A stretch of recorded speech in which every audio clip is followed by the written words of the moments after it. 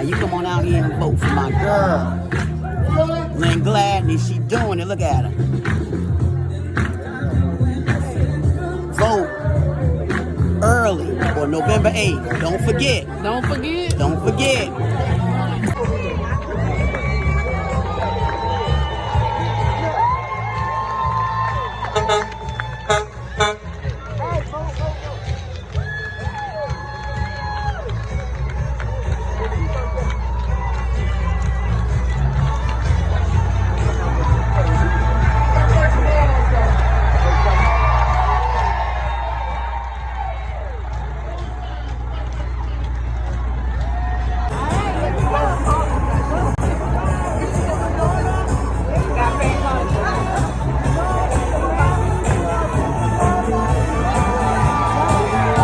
Just arrived, y'all.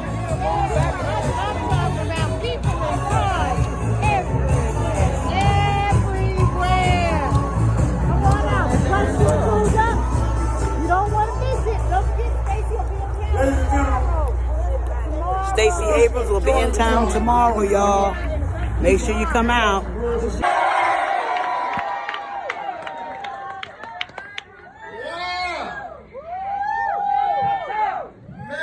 Great to see you. I came all the way from Savannah, Georgia, my hometown, where I started this morning, through Statesboro, through Swainsboro,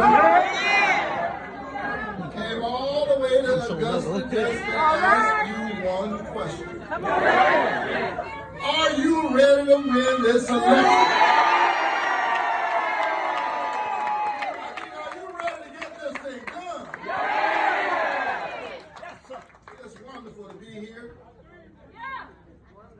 Under this pavilion. That's right. That's right. Go ahead, Doc. Feels like my family reunion. It is my family reunion. We're family. We're connected. Dr. King said we're tied in a single garment of destiny. Caught up in an inescapable network of mutuality. Whatever affects one directly affects all indirectly. I need you and you need me. We're in this together. Y'all kind of rowdy like my family too. Sounds like you're ready to win an election. I came to Augusta for another reason. I want to thank you for giving me the high honor of my life. And that is representing you in the United States Senate.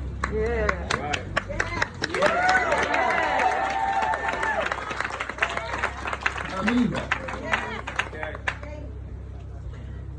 It's a high honor for the people of your state to say, as we take stock of our families and our future, as we consider the hopes and the dreams that we have for our children. Amen. And for our grandchildren. And as we try to take care of our grandmothers and our grandfathers.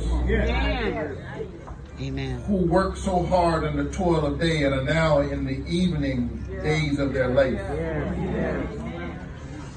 As we take stock of all of that, we would like for you to represent all of us in high office. That is an amazing honor. It is for me a sacred trust. It is not to be taken lightly. It is not to be taken for granted. And I wake up every single day with Georgia on my mind. I do. And as crazy as Washington, D.C. is, Yes. and as messy as politics is, for me, it's still worth it. Okay, okay. I will tell you, as somebody who's 13 days away from an election, that this what you see me doing, this is not for the faint of heart.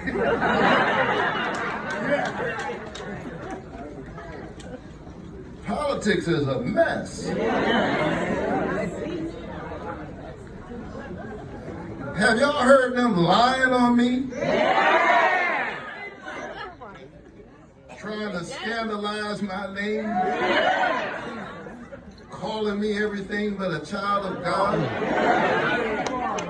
And they have the nerve and the audacity to attack the great Ebenezer Baptist Church, spiritual home of Martin Luther King Jr., America's Freedom Church, where we don't rest on our historic laurels, but we continue the work of trying to build the beloved community, serving the most marginalized members of the human family. Why? Because we are a Matthew 25 church. Somewhere I read that I was hungry and you fed me. I was naked and you gave me some clothes. I was thirsty and you gave me something to drink. I was sick and I was in prison and you came to see about me. Lord, when were you hungry and when were you naked and when were you thirsty and when were you sick and when were you in prison? Inasmuch as you've done it unto the least of these, my children, you've done it also unto me.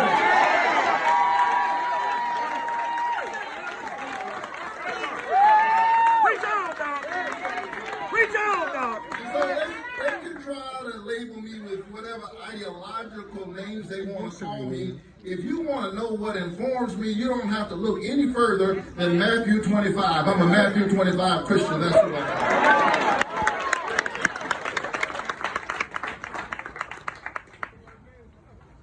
am. I believe in the values that are resonant in the ethic of the gospel. The values that are resonant, I think, in all of the grand faith traditions. In all of the great faith traditions, there is some variation of this idea. Love your neighbor as you love yourself.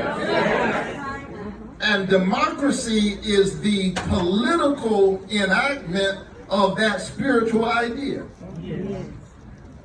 This notion that all of us are children of God. That each of us has within us a spark of the divine, that we were created in the imago Dei, the very image of God. That we are a strange admixture of dust and divinity, of sky and sod. And if that is true, then we ought to have a vote. Because to have a vote is to have a voice. And to have a voice is to acknowledge the glory of all of our humanity and the ways in which we are greater when we recognize the beauty in each of us. That's what democracy is for me. And a vote is a kind of prayer. A vote is a kind of prayer for the world we desire for ourselves and for our children. And so, Augusta, don't forget to pray. I said, don't forget to pray. Don't forget to pray. Pray not just with your lips, but pray with your legs. A vote is a kind of prayer. It is faith put in action. So show up. Tell all your friends. Tell all your family. Tell all your co-workers. Tell all your church members. Tell Lottie, Dottie, and everybody.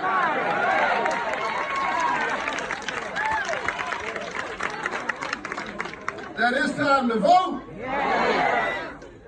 And so thank you. I'm just getting started. I'm just getting warmed up. I'm ready to serve you for 6 more years.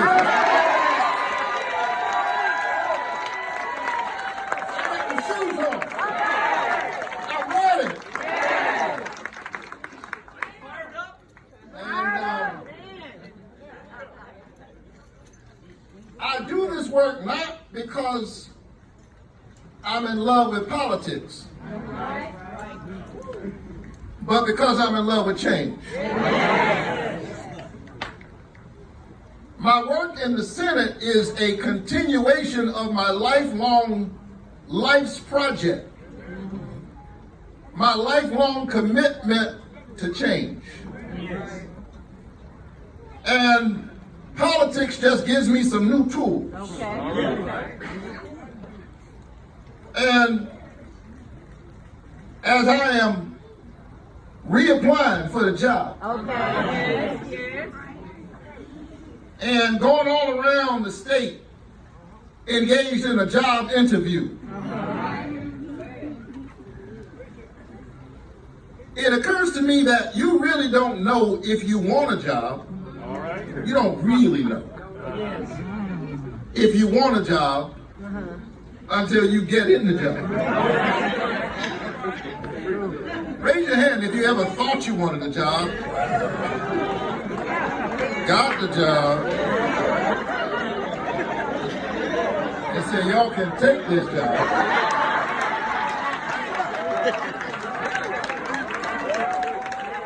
You don't really know if you want a job until you get the job.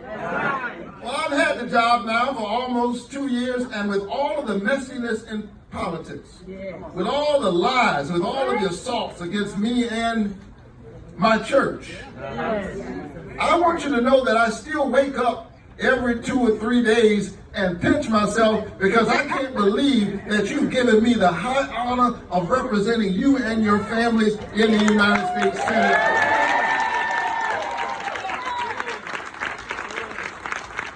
It's a sacred trust. And it is an extension of the work that I've long been committed to.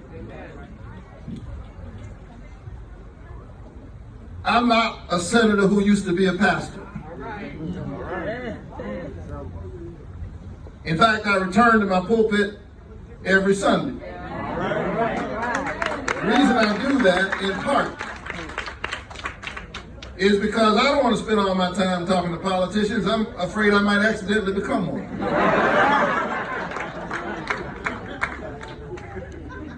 I'm not a senator who used to be a pastor. I'm a pastor in the Senate. And here's what I've learned from being a pastor. I've learned in my years of being a pastor, 17 years at Ebenezer Church, 5 years at another church before that, years as an intern and a youth pastor before that. What I have learned in all of my years as a pastor is that you can't lead the people unless you love the people.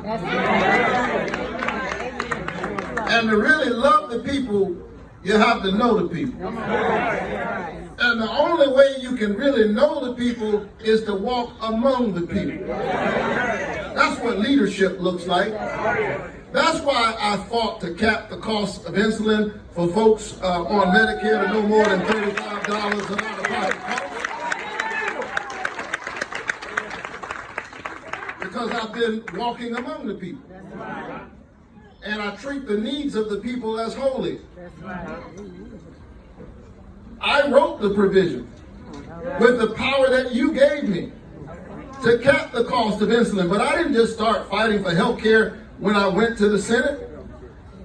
I was fighting for health care before I went to the Senate. I got arrested in the Georgia state capitol in a governor's office, holding a sign with Dr. King's words of all the injustices, inequality in healthcare is the most shocking and the most inhumane. I got arrested in the United States Capitol fighting for healthcare in the rotunda of the Capitol. And nowadays I walk straight through that rotunda on my way to my office where I wrote the provision to cap the cost of insulin.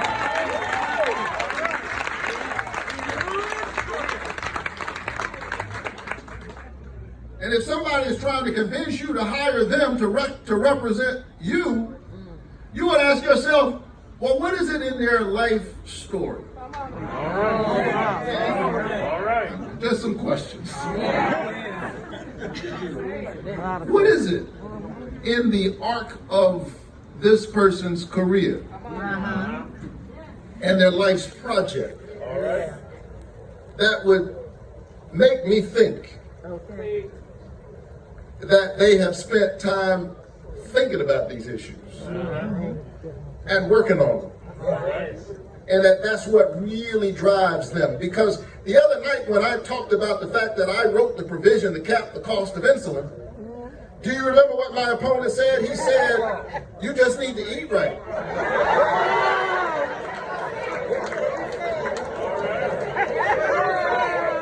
That's what he said. In a state with 1 million diabetics, where 11% of the adults have diabetes, why doesn't he know that? And I believe in healthy living. I try to do it. I try to eat right. I try to exercise. But why doesn't he know that you can eat right and still have diabetes?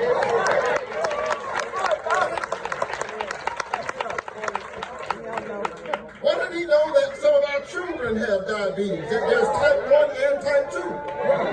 That's right. In order to lead the people, you have to love the people.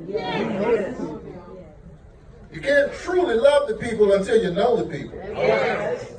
And to know the people, you have to actually walk among the people. Then I said that Georgia has 600,000 Georgians in the health care coverage gap. That we ought to expand Medicaid. That's right. My opponent said that if you are able-bodied, well, first of all, that doesn't apply to a lot of people. He said if you're able-bodied and you have a job, you have health care. Where has he been? Who are his friends? Does he know any ordinary people? Because if he did, he would know that a great many of the 600,000 Georgians who are in the health care coverage gap work every day. Some of them work 2 or 3 jobs trying to make $1 out of 15 cents. And they still don't have health care. In fact, they are the people who, during the pandemic, we started calling essential workers. Because they are the ones who, while we are asleep, were stocking grocery store shelves. They are the ones who show up in 1,000 jobs. They are the ones who are a part of this new gig economy. They work every single day, and many of them do not have health care. And you want to serve in the United States Senate, and you don't even know what the people are going through?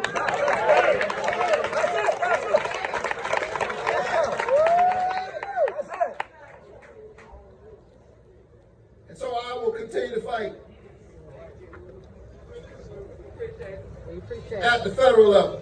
All right. Because this is not theoretical stuff for me. I've seen these hospitals closing all across our state, mostly in the rural areas. And then the other day, Atlanta Medical Center announced that it was closing.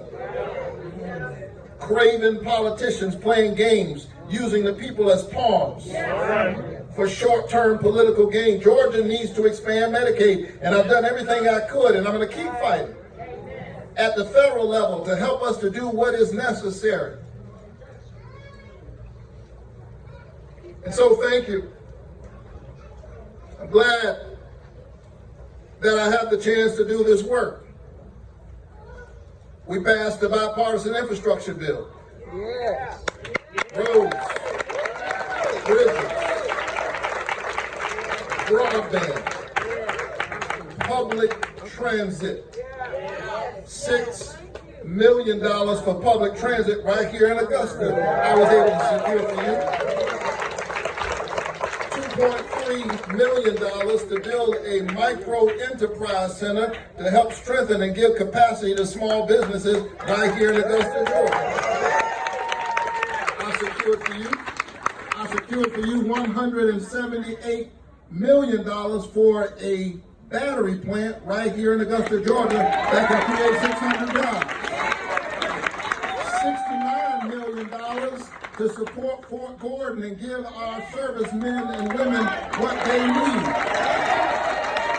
Augusta, I believe in you, and I'm going to fight for you. If you fight for me for 13 more days, I'll fight for you for the next 6 years. I just need you to fight for me for 13 more days for the next 6 years.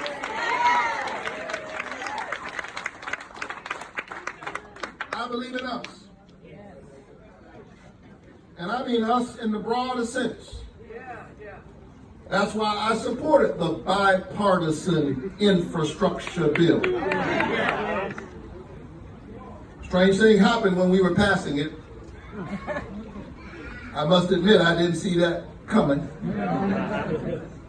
It's called the Warnock-Cruz Amendment. Yeah. That happened.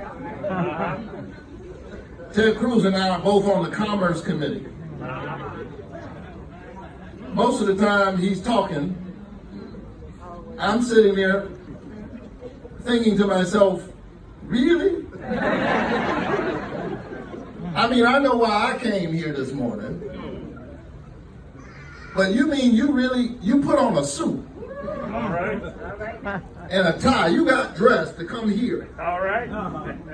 To do what you're doing right now. But one day, as it turns out, there was something that Ted Cruz wanted to get done that I also wanted to get done. We couldn't get it done in committee, so we had to take it to the floor of the Senate the night we passed the bipartisan infrastructure bill. We had to convince our colleagues to adopt our amendment in the final version of the bill. Ted Cruz and me. All right. By the way, his name is also Raphael, so we formed the Raphael caucus.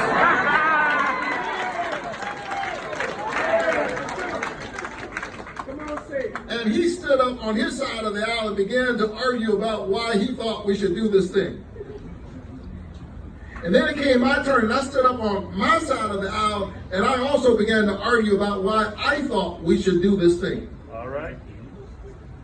And after mustering my best argument in the very short period of time they give you, I closed with words I never imagined hearing myself say. All right.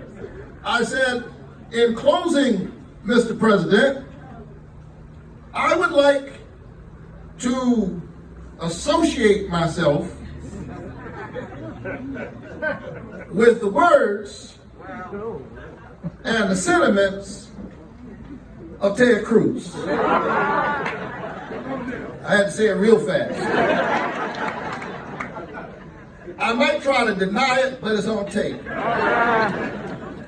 Our colleagues began to laugh. Even Mitch McConnell was smiling. But you know what? They passed it overwhelmingly.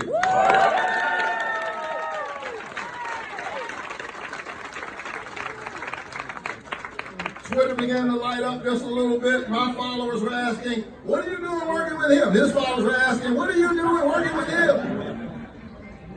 Question is, what is it that Raphael Warnock and Ted Cruz could possibly be working on together?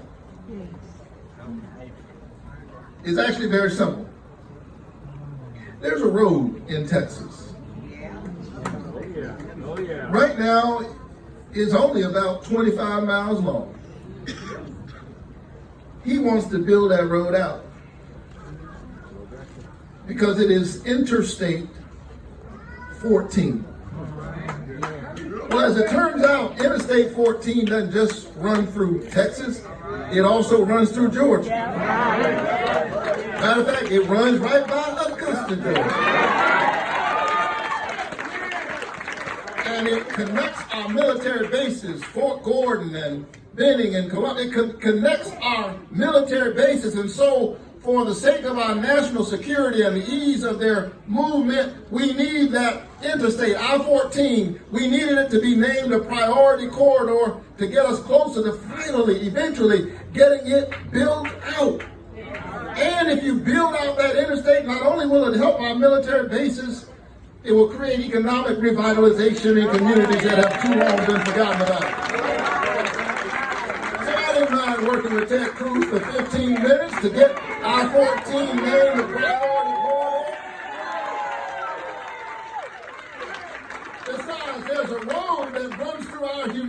that's bigger than partisan politics. It's bigger than Democrat or Republican. It's bigger than regional differences. God knows it's bigger than racial differences. There is a road that runs through our humanity that reminds us that we are all under the same pavilion. We all live in the same house. We are tied together, and so we ought to build out the road.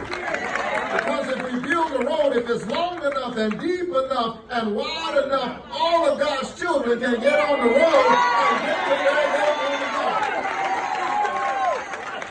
That's the job of a leader. That's the job of citizens, to build our road. It goes through vanilla suburbs and chocolate cities.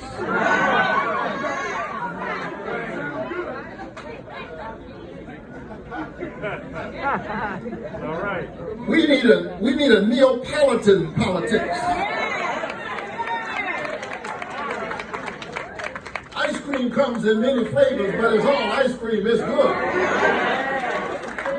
And there's some folk who are busy trying to divide us. I didn't run for the Senate for my own gain. I like being a pastor. Have you figured that out? I ran because it gives me a chance to do good work. For the gospel to come alive. And to live among the people. So thank you, Augusta, Georgia. Thank you.